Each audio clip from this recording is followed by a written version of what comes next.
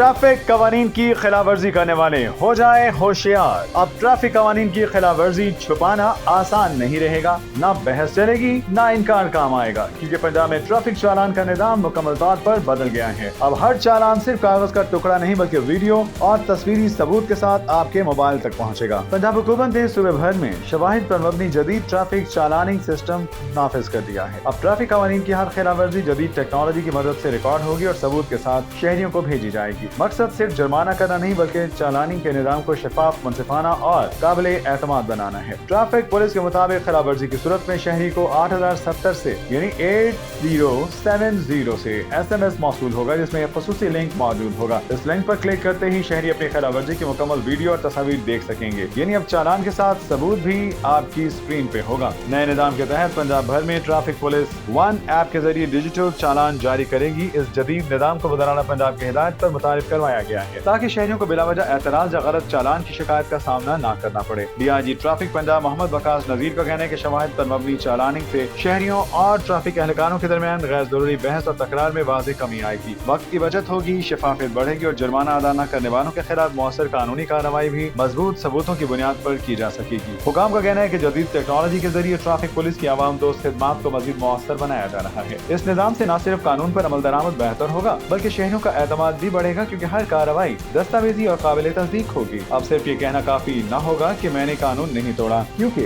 अगर खिलाफवर्जी हुई तो इसका सबूत भी होगा, वीडियो भी होगी और तस्वीर भी। पंजाब में ट्रैफिक चालान का नया निजाम शहरियों के लिए एक वाज़ेह पैगाम है कि सड़क पर एहतियात ही सबसे बड़ी बचत होगी, क्योंकि अब हर खिलाफवर्जी की नजर जदीद टेक्नोलॉजी पर है।